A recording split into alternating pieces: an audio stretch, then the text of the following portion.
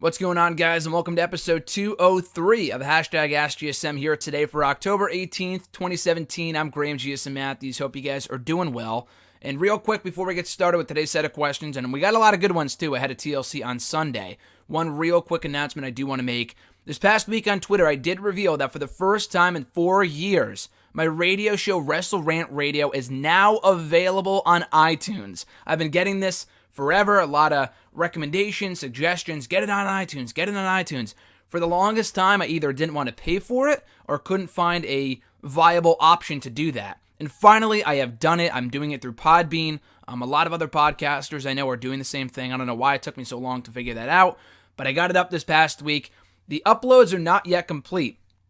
This week's new episode coming up tomorrow might not even be on iTunes when I first put it up on nextdaywrestling.net. It might take some time. Before I put up any new episodes, I'm trying to backlog all the old episodes first. So currently, you can find every old episode from 2013 to 2015 up there. I think the first episode, October 8th, 2013, every episode up until like late October of 2015. So over 2 years worth of shows. And there's a lot of great shows on there. So far, you can check out my interviews with Tyrus, the former Brodus Clay, Chris Jericho, Gabby from Tough Enough from a few years ago, and a number of others, Antonio the Promise Thomas, and Giovanni Roselli, who is Romeo Roselli in WWE, and a number of others. All those interviews and much, much more. A lot of entertaining content, and from Wrestle Rant Radio over the years are now available on iTunes. So just go to the podcast app on your phone, go to iTunes or whatever it is, type in Wrestle Rant Radio. All the episodes will be available right there. And another thing I'm working on too right now is adding titles to each episode. Now, having the dates and whatnot is good and obviously for reference, but having the titles for each episode is even better, something I have never done before in the 4 years I've been doing Wrestle Rant Radio. It just kind of gives you more context as to what each episode is about, in addition to the bio, of course, and the description for each episode. But I'm also adding guest names. So, for example, Mr. Marceau RJ, I mean, he might be the exception because he was a long-running co-host of mine on Wrestle Rant Radio. But, for example, Jamie Lee Mack, our good friend at Jamie Lee Mack on the Twitter machine, he's been on Wrestle Rant Radio a bunch of times, and I added titles for all the 2015 episodes, and it takes about an hour for it to update on iTunes. But by the time you check this episode out of Hashtag AskGSM, it should be on there.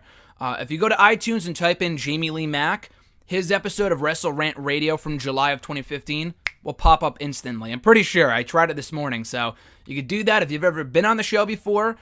Brandon Dross, Marlon Phillips, John Ritland, a lot of people who have either sent in questions to the show, good friends of mine through Twitter and whatnot, a lot of good wrestling friends of mine. Type in your name on iTunes, it'll pop up immediately the episode of Wrestle Rant Radio that you were on. Again, only the first 2 years of Wrestle Rant Radio are currently available on iTunes. The rest of the shows will be available in the coming days as soon as I get some time to kind of sit down, add in some episodes through Podbean. And it doesn't take a long time to upload each episode, but doing the backlogging and finding the files, there were a whole bunch of shows from like October or September of 2015 I didn't have on this laptop because they were all on my old laptop that I not trashed, but I haven't used in 2 years, that I didn't carry over to this new laptop, so that took a while last night. But anyway, guys, bottom line, check out Wrestle Rant Radio right now on iTunes. It is now easier than ever before to check out the show. In addition to nextdaywrestling.net, which is where this week's episode will be uploaded anyway, because I'm not sure when the new episode's going to be up, when I can finish all the old episodes first. But be sure to subscribe to the podcast, rate and review. All that stuff is amazingly appreciated. So let's get down what you guys came here to hear. It is hashtag AskGSM. If you want to send in a question, tweet me on the Twitter machine at WrestleRant with the hashtag AskGSM. Find me on Facebook at facebook.com/Graham.GSM.Matthews. Leave a comment on the post I usually put up on Tuesday nights, if not on the wall itself. Last and certainly not least, be sure to drop your comment down below in the comment section. I'll include your question in next week's edition. Let's get started here with Captain Sunshine from YouTube. Their question was, I decided to bite the bullet. That is a subscription to the Global Force Network. I think it's Global Wrestling Network, but I know what you mean. And watching the first ever TNA pay-per-view, and holy shit, how this promotion continued to exist for another 15 years is beyond me. James Storm and Psychosis lose a tag match to The Johnsons. Lobotomized men a bullied child makes dress up like dicks and wrestle for them as a power play. And when they don't listen to him, he spanks them with his big college hazing paddle, and they're not even the worst team on the pay-per-view. How was this company still in business after their first episode? First and foremost, I also have the Global Wrestling Network, and for all of you people out there like, oh, TNA's trash, blah, blah, blah, I guarantee you there is at least one pay-per-view that you've always wanted to see from TNA's history. Even if it was like 10 years ago, when the company was still in its golden age, so to speak. Every pay-per-view's up there. From the very first one in 2004 up until, Slammiversary 2017. They're all really, really good shows, so be sure to check it out. And for $7.99 a month, it's not that bad of a deal, really. I know the network, the WWE network, is $9.99. A TNA network of the same exact thing, something I've been waiting for years, and I did not think was possible given TNA's Impact, GFW, whatever the hell you want to call them, their current state, but they did it, and it's a pretty good deal. But anyway, I've yet to watch back that first pay-per-view. I'm almost scared to now after what you had just said. That's been the question since day one, how this company has continued to exist despite all the dumb things they have done over the years, over the past 15 years. I have no idea. It's really it's a question we may never know the answer to. And I know money and them being funded by Panda Energy and all this other garbage and now, Anthem and all this other shit is the answer, but creatively, it's like, holy shit, for every good thing they've done at least 5 other dumb things, especially early on when they were doing dumb shit like this and making fun of WWE for no apparent reason.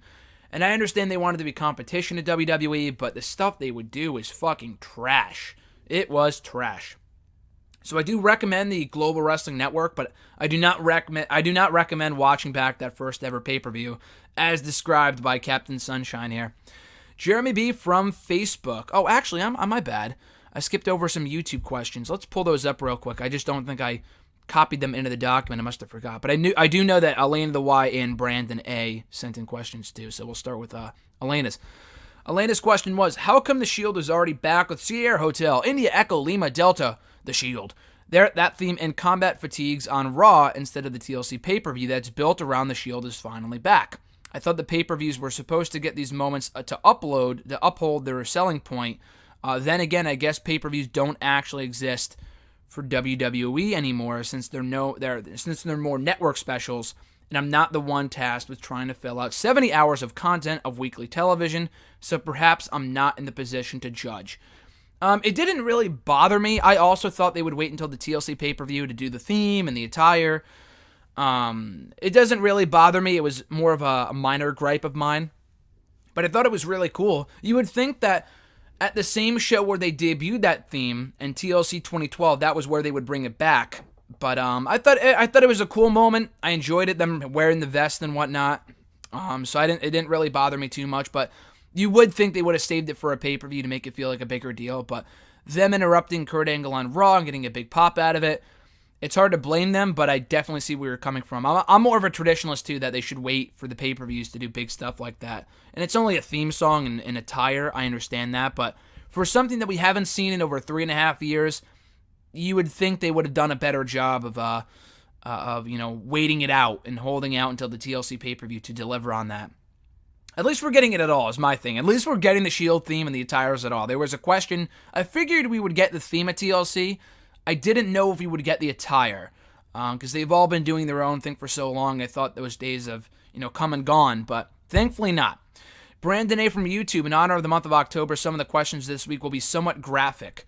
I don't know about the first one, but the first question, how do you plan on celebrating Rusev Day? So I think Rusev Day might be in late September. I think the official day for Rusev Day was like September 26th or something like that. But watching all the Rusev matches. Rusev is the fucking man. And not even Rusev matches, Rusev promos. Rusev's promos, and especially what he did on SmackDown this week, the guy is fucking hilarious. He is so funny. So that's how I plan on celebrating Rusev Day. But unless it gets you a day off from work, does it really matter? But I think the only exception to that rule might be Rusev Day, because Rusev is fucking awesome, like I said. His second question, in honor of Kalisto being somewhat relevant again, can I please get your best Lucha Thing impression?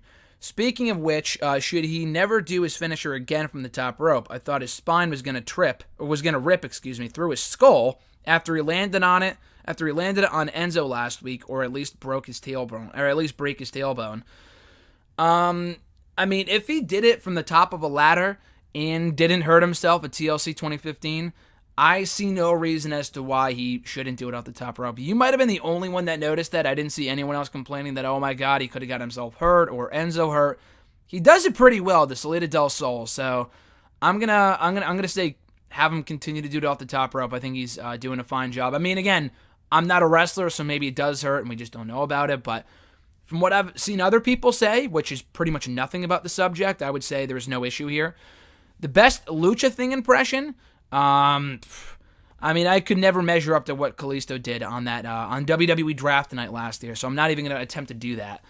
Next question from Brandon. Would you rather drink a mixture of King Kong Bundy's sweat, regurgitated spoiled milk, and orangutan piss and be done with it? AJ takes the WWE immediately afterwards, or endure a Jinder Mahal championship run until WrestleMania, including having... Wait.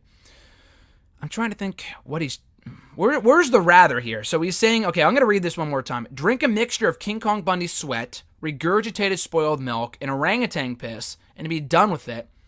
Or AJ takes the WWE title immediately, and AJ takes the WWE title immediately. There's a random fucking, parentheses in there, which is why I got confused. Or endure a Jinder Mahal championship reign until WrestleMania. Championship reign until WrestleMania, including having the Brock Lesnar match be as terrible as we think it's going to be.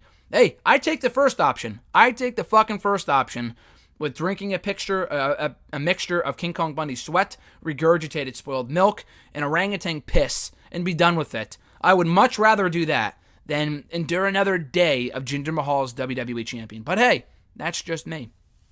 Number 4, most horrifying movie scene ever. Most horrifying movie scene ever. That I can't answer. Most horrifying wrestling segment ever is another good question that you also asked here. For both of them, oh man, horrifying movie scene. I guess it was kind of horrifying. The end scene for that hot dog movie. What was it called? Fucking Sausage Party from last year. That was pretty horrifying. The massive orgy with the food. It was funny as fuck, but it was pretty horrifying. So I'm going to say that one. Maybe not the most horrifying, but that's the first one that comes to mind. And most horrifying wrestling segment ever. Oof. There's a lot of them. The one with Bayley and Alexa Bliss earlier this year, This Is Your Life, the rendition of that was pure awfulness. So I'm going to say that's up there. Beyond that, again, there's been a lot of bad ones, but for right now, I'm going to say the Bayley-Alexa Bliss one. Also for the damage it did to Bayley for a long time before now she's kind of somewhat rebounded.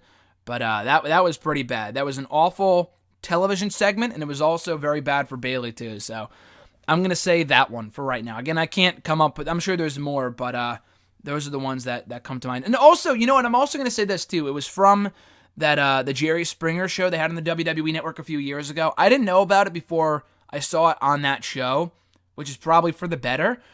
But it was that scene or that segment with Tiger Ali Singh and his servant or one of the people in the crowd that he brought in, or a mark or a plant or whatever, came in and ate his toe fungus or something gross like that. It was pretty fucking gross, and it was awful to watch. So that would be up there as well. Let's get back to the Facebook questions here. From Jeremy B. from Facebook, do you think Sin Cara is getting a little push? I guess so. I guess he's the next challenger to Baron Corbin's United States Championship, but I'll tell you why he's getting a little push. It's because he said he wanted the push on my show. Yes, Sin Cara, of all people, was on Wrestle Rant Radio, folks. He was on the show last week, and he said himself at the end of the episode, I want to be a champion again in WWE. He's a former NXT Tag Team Champion, but for a guy who's been here for 6.5 years, you would think he would have won more titles than he did. The character, that is. I mean, Hunico, who currently portrays Sin Cara, has only been Sin Cara for a few years now, but for about 4 years. But anyway, he wants to become a world champion, an intercontinental champion, the United States champion, and hey, maybe the WWE officials saw that and said, they heard the episode, they were like, hey, let's give Sin Cara a push. This guy GSM, he knows how to interview people. He likes to talk to Sin Cara. He got some good stuff out of Sin Cara. Let's give this guy a little push. No, I'm just kidding. But do check out our interview, though. Sin Cara was pretty fucking cool. I got to talk to him for like 15 minutes for our hiddenremote.com interview. And he was really cool. He gave me a lot of cool stuff. He was talking about the IC title match in WrestleMania 32 and how the match, I mean, obviously, got thrown together at the last minute. He didn't know about it until like a week or two before it happened or before it was announced or whatever. We talked about a lot of cool stuff. Eddie Guerrero, the Cruiserweight division. So definitely check out that interview if you haven't already. The written article is good too. But that only that barely even scratches the surface of what we talk about in the actual interview on Wrestle Rant Radio. But yeah, it does look like he's going to be pushed as the next challenger to Baron Corbin's United States Championship, which, I mean, the guy was great when I talked to him, but it's really hard to care about Sin Cara, the character, these days, because he hasn't done anything in forever, and he's been labeled as a jobber for years now. So it's really hard to give a shit about him getting a title shot, especially against Baron Corbin, who just beat AJ Styles clean, and then the very next week, he loses to Sin Cara by countout. It's like, really? In 90 seconds? Really? So I guess he is, but a Baron Corbin-Sin Cara match, I don't really care. I don't see why you just can't do Baron Corbin and Ty Dillinger. Just continue that feud. I mean, Dillinger did beat Corbin one-on-one. I know he pinned him. I know Corbin pinned Dillinger at Hell in a Cell, but Dillinger did pin Corbin one-on-one on SmackDown a few weeks back, so why not just continue that? I mean, Luke Harper would have been a good challenger, but, I mean, he's doing the Bludgeon Brothers thing, or whatever the hell it's called, with Eric Rowan, so that's a no-go. But Sin Cara, really? Like, come on. The guy hasn't been on TV in months. Now you just start giving him a push? That doesn't make sense to me. Next question. Do you think Kevin Owens and Sami Zayn will be tag team champions by December? I think that might be a bit too soon, especially with the Usos being champions right now. I don't think so. I think they're going to try to position KO and Sami as more of a top heel alliance more than a tag team. A lot like Jericho from last year. They never won the tag titles once. They went for the belts, I think, at one point, like on a random episode of Raw right before the New Day broke the record in December of 2016. But beyond that, they were never given a real run in the tag team division because they were too busy being Universal Champion together and then United States Champion together. So, I think it would be cool, but I think the Usos have the division down pat right now with Chad Gable and Shelton Benjamin, so I'm good on them not getting a run. I think if they will be champions at all, it won't be before December because the Usos are currently champions. I doubt they'll beat the Usos for the belts anytime soon. So I don't think they'll be champions before December, but anything's possible in 2018. Mark S. from Facebook. What is your prediction for who leaves as champion in the match between Kalisto and Enzo Amore for the Cruiserweight title at TLC? Easily Enzo. Like, almost no question. The fact they've been pushing Kalisto as hard as they have been since he won the belt or joined the division a few weeks back is an obvious indicator that he's losing the championship at the pay-per-view. Back to Enzo. They wouldn't put Enzo in the division, give him the belt for 2 weeks, and turn him heel and then have him drop it for no reason. It's because they wanted to create a big moment on Raw, which they kind of sort of did last week, and now they want to give him the belt at the TLC pay-per-view. So if that's for the better or for worse, I'm not really sure. I think Enzo's doing a great work with the mic work. I think he's doing great work with on the mic as the heel. In the ring, I mean, he can be carried to a decent match with Kalisto, but beyond that, the guy sucks in the ring, so I'm not sure what's better. But I do see Enzo Amore winning back the belt at TLC. Seeing as there is a lack of stipulations on matches at TLC this year, would you have placed any stipulations on matches for the current card that don't have one? That's the thing. The only other TLC show we ever had where there was only one TLC match and nothing else was TLC 2013. We only had Randy Orton versus John Cena in a TLC match in the main event, and that was it. No, no ladder match, no tag match, no tables match, no chairs match, which might be for the better because those matches usually suck. That was it. And the pay-per-view was pretty boring, to be honest with you. It was not a good show. This year could be very much the same story. It could be a great main event, but a very lousy undercard. When you have 3 cruiserweight segments on one show, 2 cruiserweight matches and 1 segment on the kickoff, the card is wearing a little thin there. The card is wearing thin on star power when you have 3 different cruiserweight segments on one WWE pay-per-view. I mean, good for them, but that's never happened before, and for obvious reasons, because they were too busy with star power on the card. This show feels almost unnecessary. It really should be just 3 hours of the main event, and that's it. I mean, I like the Asuka match. I'm looking forward to Asuka's debut, and Asuka and Emma will not have the same match they had to take over London a few years ago. But, I look forward to those two matches, but beyond that, there's really nothing else in the show that stands out. Mickie James and Alexa Bliss has been well built as well, but I doubt it's going to be like a blockbuster of a match. But, no, I really wouldn't put any stipulations on anything. I mean, besides Finn Balor and Bray Wyatt, because this feud has gone on for so long now, you would think they would have given them a stipulation.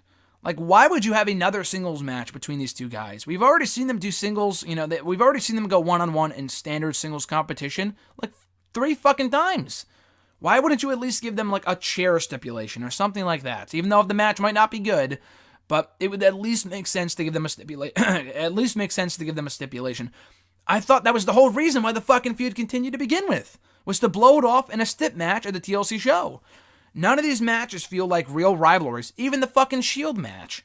I mean, I love the Shield, and I know they have the history with a TLC match, but they just reunited, so why put them in a TLC match of all things, I thought last year's TLC show was the perfect way to capitalize off of all the stipulations. Because of all the stipulation matches and the gimmick matches they had on last year's installment, every single one felt deserving of the stipulation. Dean Ambrose and AJ Styles had been feuding for like 3 months by that point. So their TLC match was fucking awesome. The Miz and Dolph Ziggler had been feuding for like 3 months. So their ladder match stipulation was great. Even fucking, the chairs match with Baron Corbin and Kalisto. Who would have known? That was a great match too. And the Alexa Bliss and Becky Lynch match. They had been feuding for a while, so their tables match made sense as well. This year, we don't have that. I think the issue is that they're having the pay-per-view in October as opposed to December. They really don't have any ruthless rivalries right now to blow off the pay-per-view. So I think it's really poor timing of the show. But no, I would not add a stipulation to any match in the card besides maybe Balor and Wyatt to make it more interesting, because as of right now, the Demon versus Sister Abigail, good God, that sounds atrocious. That sounds awful. Anyway, next question. What opponent are you most interested in seeing Baron Corbin defend his United States title against, and would you put a stipulation on the bout? Like I said, there's not many obvious opponents for Baron Corbin right now. The only other people I would say at the present moment, I know he's currently feuding with Dolph Ziggler, and that feud is apparently not over yet, unfortunately. But Bobby Roode. I think Roode would be a great United States champion. They really don't know what to do with him right now. I know he's in the Ziggler feud, but 50-50 booking. The matches aren't really all that good. They're pretty forgettable. I think he'd be better off going after a championship, and he is the glorious one after all. He wants to win gold on SmackDown, so having him win the U.S. title at some point I think would be pretty cool. If you don't want to do that anytime soon, you can go back to Corbin Nakamura. I don't know if that's the most exciting thing, but Corbin and Orton is something new. Baron Corbin versus Randy Orton would be a fine feud to do as well, so I would be all for that over the United States Championship at some point if they wanted to do that in the very near future. Next question. Would I put a stipulation on it? No, I would not. Next question. Even though it hasn't been announced yet presently, is there any multi-person Survivor Series bout that you would be interested in seeing take place at Survivor Series this year? I was going to say, and I tweeted this out last week, a big 10-on-10 tag team elimination match with Team Owens or Team Zayn, whatever, versus Team Shane. I mean, I guess we could still get that, but it looks like we're going to be getting a Raw versus SmackDown match again. And if we do, and if it is Raw versus SmackDown, another 5-on-5 elimination tag team match, I would, you know what? If they do Team Mahal versus Team Lesnar, I would very much be for that. I mean, I would still not care too much for it, but it would be a way better option than doing fucking Mahal and Lesnar one-on-one, which is atrocious. That is fucking putrid. That is awful. I'm not looking forward to that. Having them collide in two separate teams would be better, but doesn't look like that's going to be the case, unfortunately. Anyway, so if I was going to pick teams for Raw and SmackDown to face off against each other at the pay-per-view, for SmackDown I would do Kevin Owens, Sami Zayn, AJ Styles, Randy Orton, and Shinsuke Nakamura. And then for Raw, the entire Shield. And it would make a little sense coming off their TLC match on Sunday. But it wouldn't be the first time. Like last year, they had Seth Rollins and Kevin Owens team up, despite the fact they just went through Hell in a Cell the month prior. But I would do the Shield, Braun Strowman, and Kane. I would put Samoa Joe in place of Kane, but I'm not sure when Joe is due back. If he is due back by Survivor Series, then Samoa Joe. But Kane just came back, so I would put him on the team too. At the Average Grunt from Twitter, With the Cruiserweight title match getting the treatment recently, should the rest of WWE's titles get custom side plates? That would be pretty cool. I mean, it depends what titles we're talking about here. I think the mid-card belts are fine as is. I would not change at all the IC or United States championships. The tag titles, maybe. I mean, I guess you could do one logo for one guy and the other logo for the other guy if it's like Cesaro and Sheamus type of deal, or if it's the Usos. I mean, maybe for the tag titles, and that's it. I mean, the Cruiserweight Championship has gotten custom side plates now. The women's belts have already had them, and the Universal and WWE title belts have had them for a while now too. So it's really only the mid-card belts, but I'm good with them not getting custom side plates. I think they're perfect as is, in my opinion. Hardy DX fan from Twitter, if you were Vince McMahon, who would you fire, AJ Styles or Kevin Owens? I mean, the easy answer would be to say neither of them, obviously. But gun to head, if I had to choose, I would choose, goddamn, Kevin Owens. I mean, of the two, it's really hard, and you can't really go wrong with either one, but I think AJ Styles has a better chance of being like the guy in WWE as opposed to Kevin Owens. I think AJ Styles might be more marketable too because he's the perennial babyface. He can be a great heel. I'm not saying Kevin Owens can't be a great babyface, but and he has been one of the most consistently pushed guys in the entire company since he showed up in the main roster 2.5 years ago. He has not missed a pay-per-view that he was eligible for either pre-brand split or post-brand split. He's never really been hurt. The guy is very reliable. Same thing with AJ Styles. I do not think he has missed a pay-per-view since he joined WWE in any pay-per-view that he's eligible for, that is.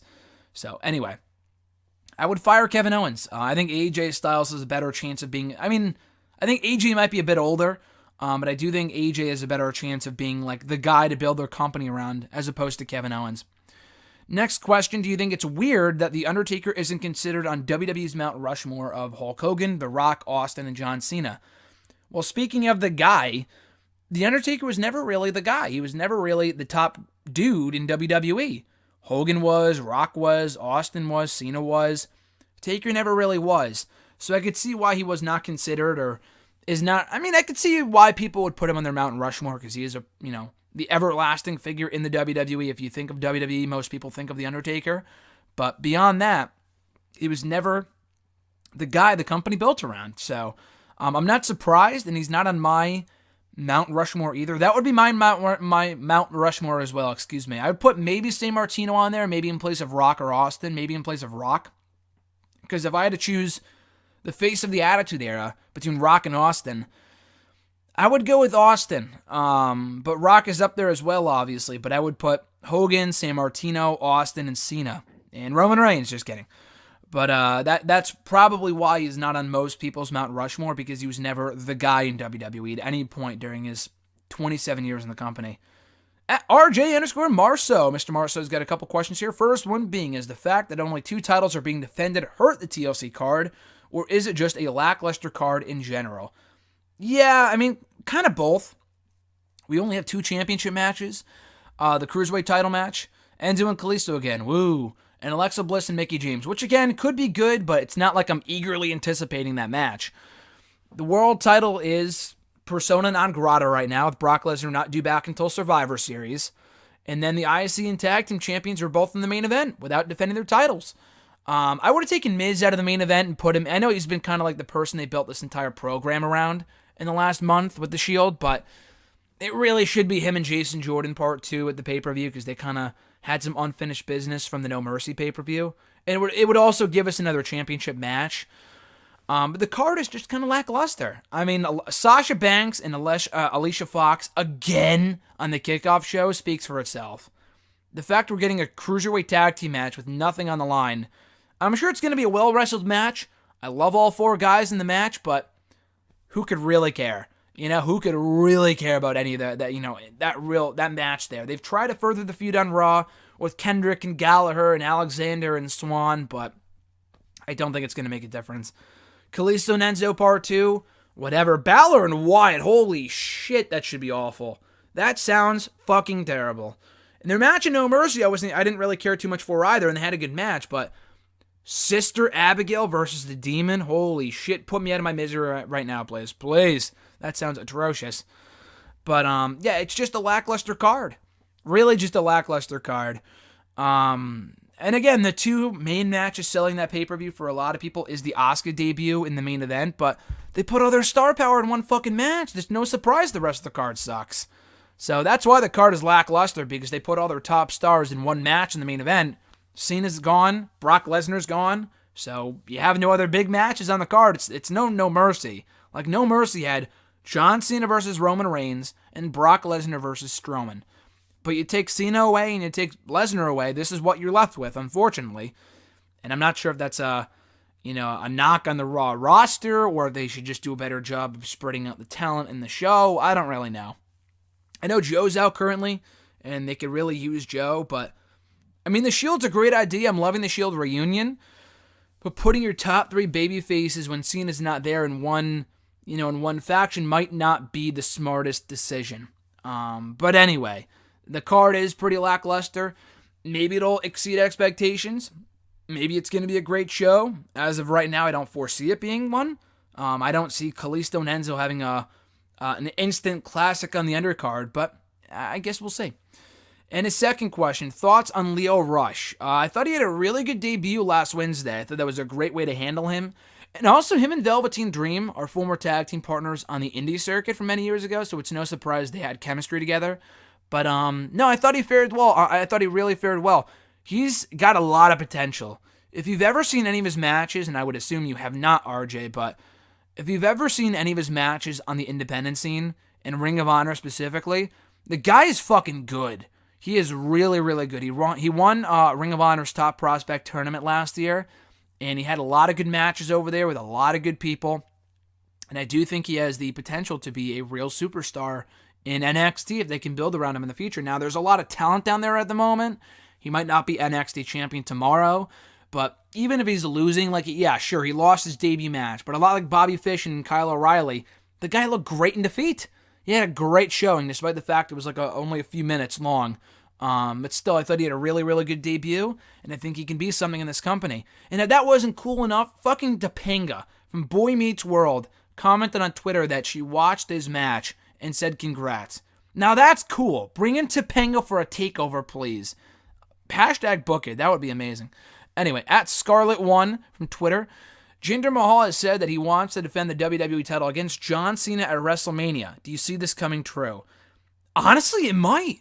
I thought it was a blessing that we didn't get Cena and Mahal at SummerSlam, thinking that we would never have to see that match. And we did get on the main event of SmackDown before the show, and they said, it's the biggest main event on SmackDown history, which made me laugh several times that night. But I thought that would be the last time we ever had to see that match, and apparently not. And it is possible. Cena's a free agent after all. When he comes back, when he comes back from his current hiatus, he could very well go to SmackDown. And face Jinder for the belt at WrestleMania, which sounds fucking awful. That is atrocious. A WrestleMania headlined by Roman Reigns and Brock Lesnar and John Cena versus Jinder as the top two main events sounds terrible. That sounds like a WrestleMania I would not want to watch, which would not surprise me if they wanted to go that route, but oh god, that sounds atrocious. With Cena finally beating Jinder and giving him the same treatment that he gave Rusev, where he beats the evil foreigner and takes the title, and we never hear from Jinder again, which isn't a bad thing, because unlike Rusev, the guy just does nothing for me. But, do not want to see that match at WrestleMania, that's for sure, which I could see it happening, but I sure as hell hope it does not. Next question, how does the Bray Wyatt-Finn Balor feud make you feel? I was going to say I don't care, and I don't care, but the thing with this feud is that it makes me frustrated. Not with Wyatt, because I know the guy's pretty much damaged goods by this point. I just stopped giving a shit about him a long time ago, and I gave up hope. But with Finn Balor, it makes me frustrated they're wasting him. If it was anyone else, a fucking Kurt Hawkins, whatever. But Finn Balor and a guy like that who's never going to get above a certain level. Finn Balor, though, really? I mean, they have not done this guy any justice since he came back from that injury earlier this year. He has done really nothing. He was directionless for several months, now got put in this feud with Wyatt, and the feud has sucked.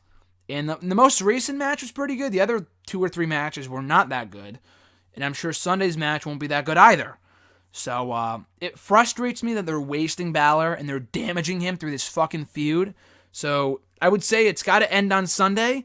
But who knows? We might get another rematch at Survivor Series just because the WWE likes to fucking, I don't know, ruin Finn Balor or something like that. So, and they like to drag on Bray Wyatt feuds till the end of time just because they have nothing else better to do. But it frustrates me, but other than that, for Balor's sake, I could not give 2 shits. Next question, also from Scarlet One. Have you heard the rumors that Nia Jax may have walked out on Raw and is leaving WWE out of frustration? So I've since heard an update on that, which you can believe that. It does seem like there's some credibility to that. The Twitter account where that stemmed from, at WrestleVotes on Twitter. Now, I looked back at their feed from the past couple of months, and they don't tweet too often, but any breaking news story that they broke on Twitter ended up being accurate. And they broke this story long ever before the story was, broken by Pro Wrestling Sheet or whatever. So whoever's running that account is pretty reliable. That said, they did break the Nia Jax news. They said last week that there was someone else that walked out on Raw and they couldn't confirm it. And they said just yesterday that it might have been Nia Jax. Now, Pro Wrestling Sheet picked up on it and said that they can't confirm whether she walked out or is leaving WWE, but they did say that she's been granted some time off, so I'm not sure what that means. I do find it hard to believe that she'd be frustrated when leave. I mean, Neville is one of the best fucking wrestlers in the world.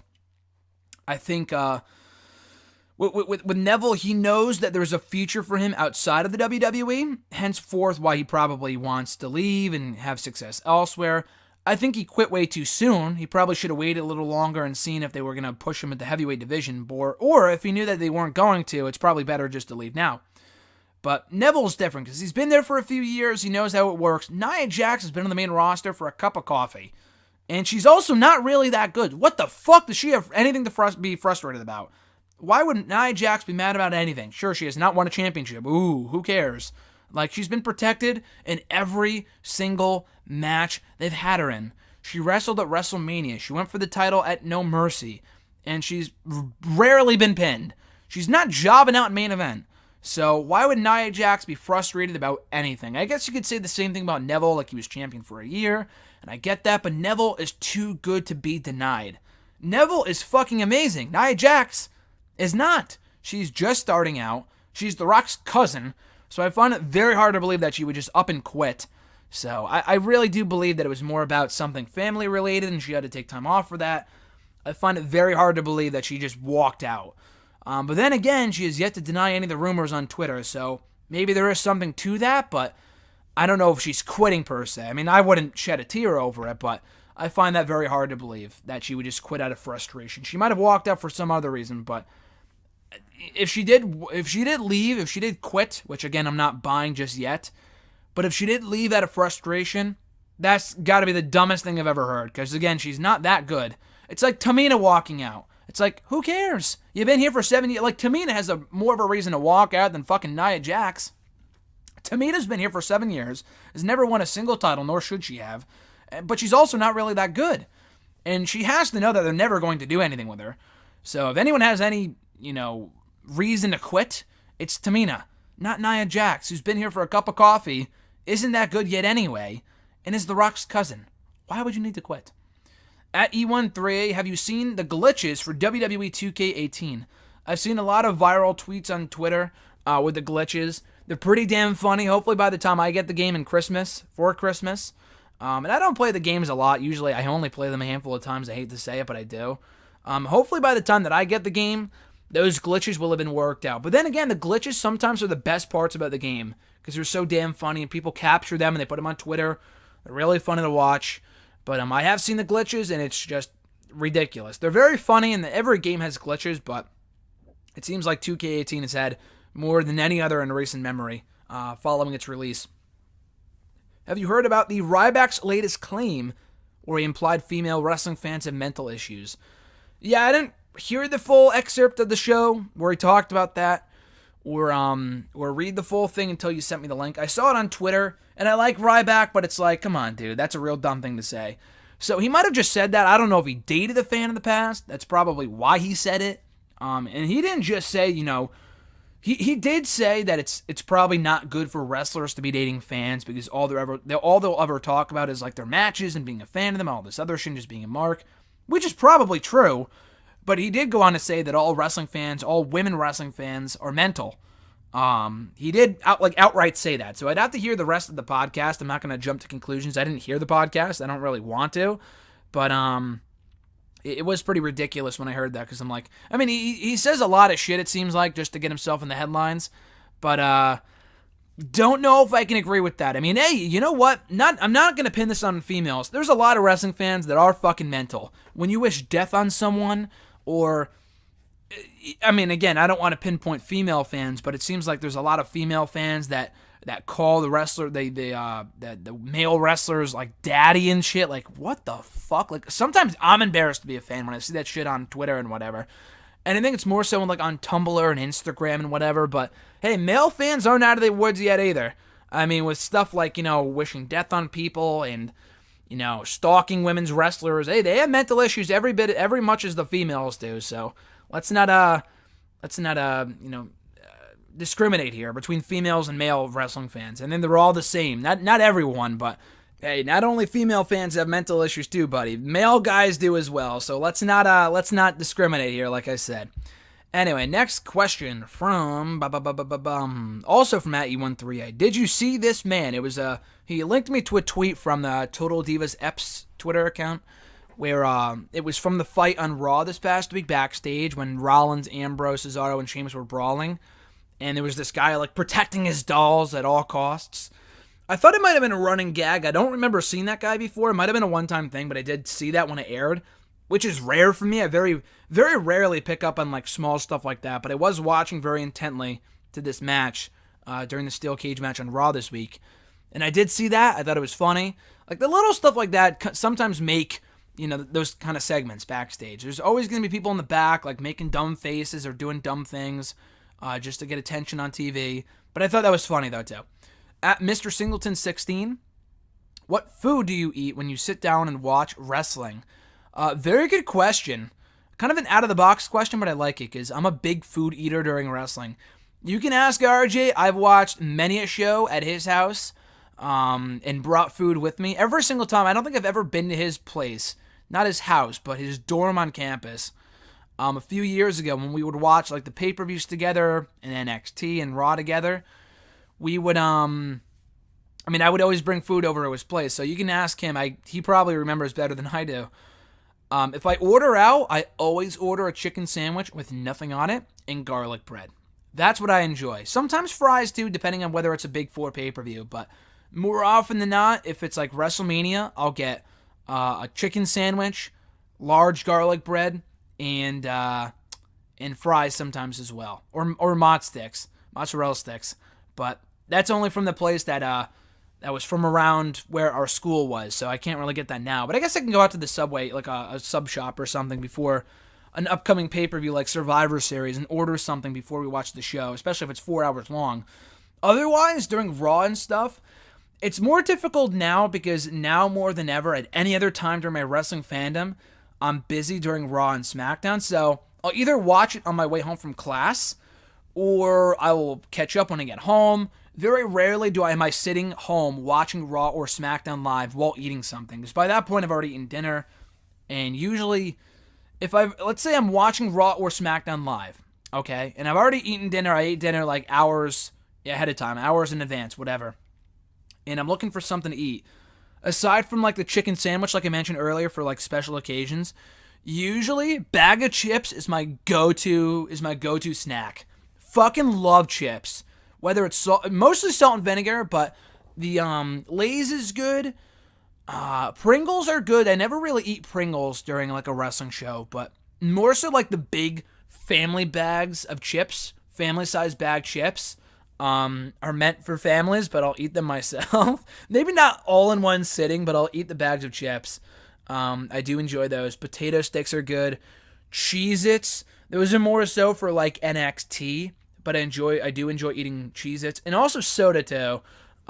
Big soda fan. I'll only really drink soda on special occasions, like when I'm watching wrestling. But again, like I said, it's harder when I'm out at class and stuff during the week nowadays and when I'm at my graduate classes. But yeah, bags of chips, ice cream, espresso ice cream especially, but ice cream sometimes, but usually more often than not, and maybe sometimes popcorn as well. My girlfriend actually just got me a lot of like Boy Scout popcorn bags, and they're really fucking good, really oily and buttery. But beyond that, potato chips. Potato chips are my go-to snack during watching wrestling, during, Raw and SmackDown while watching wrestling. Brad Berdar has got our final 2 questions here from Twitter. First one being, did you prefer Neville's series of matches with Tyson Kidd in NXT or a series of matches with Austin Aries this year? Whew, that's a good question. Between the two, if I had to choose, probably the Austin Aries matches. And I liked the Tyson Kidd matches a lot, but I think what hindered those matches for me was that it was really obvious that Kidd wasn't winning. Now, I liked Kidd's subtle, teases at going heel throughout that feud with Neville in early 2014 and mid 2014. But the ending outcome of those matches was never in doubt, almost ever. Whereas with Aries and Neville, you didn't really know who was going to win, and all 3 matches were really, really good. And I was there for the first one at WrestleMania, which I fucking loved. So I'm going to go with Aries and Neville, but Neville and Kidd, you can't go wrong with that either. And our last question for today, also from Brad Berdar, what do you make of Jinder Mahal saying, I can't wait to have a babyface character in an interview recently? I cringed. And it's not a matter of, oh my god, he's got an Indian-based character, he can't be a babyface, who would cheer for this guy? It's not even that. The guy fucking sucks. When they chant, this is boring, and you can't wrestle at the guy during his promos on SmackDown, why would a guy ever like that how would a guy ever like that be able to get over as a babyface? Answer me that. Like, I know the Great Khali couldn't wrestle for shit, and yes, he was boring as shit, but the only reason he ever got over as a babyface was because he was a big goof, making out with people. He was a big idiot. So he got over in that role. Jinder Mahal is not the Great Khali. He's not a spectacle. The guy is boring as shit. He's as interesting as watching paint dry. He is as interesting as watching grass grow. Probably even less so, because I would not want to sit through a Jinder Mahal match to save my life. The guy's just not good, or a promo for that matter either. So him as a babyface, I cannot see that. Again, I know he's working as a babyface against Kevin Owens at the current upcoming India tour. He's not even from India, but he's an Indian character, so they're going to cheer for him no matter what, which is fine. Whatever. But beyond that, I could not care less. I don't know how he would be able to get over as a babyface when his entire character is, you boo me because I'm Indian. Or maybe he could take the Mustafa Ali route and go, you cheer me because I'm different, or whatever. But the guy just sucks. So I'm not sure why anyone would want to cheer him. That's the issue. He's better fit as a heel. He's better suited as a heel because he can't do anything else. Because he's awful in almost every respect. And I know he looks like a fucking asshole. You look at Jinder, and it has nothing to do with skin color or anything like that. You just look at him, he looks like an asshole. So that's why he works as a heel. But he's not a great heel because he always says the same shit in his promos, and his matches are never any different. So I disagree with that he would be a good babyface. I know he didn't say that, but I really hope that. I know he said, I want to be a babyface, but I hope not. I hope not. And I get it for the India tour because that's where they're touring in early December, and he's going to face Kevin Owens, and that's where his character's from, not him. But beyond that, the guy is awful. So I would never want to see him as a babyface in WWE. Anyway, guys, that is episode 203, the Connecticut area code. So nice episode for me, I guess, considering that's where I'm from. Of hashtag AskGSM here today. Thank you guys so much for sending in your questions. If you want to send in a question, be sure to tweet me on the Twitter machine at WrestleRant with the hashtag AskGSM. Find me on Facebook at facebook.com/graham.gsm.matthews. And leave a comment on the post I usually put up on Tuesday nights, if not on the wall itself. And drop a comment in the comment section down below on this very video. I'll include your question in next week's edition. So again, guys, check out Wrestle Rant Radio right now on iTunes. Every episode of the first 2 years of the show are currently uploaded, so I'm sure you're going to enjoy it. A lot of great episodes with RJ and many great guests and awesome interviews available right now in the archives of Wrestle Rant Radio. Download it like that.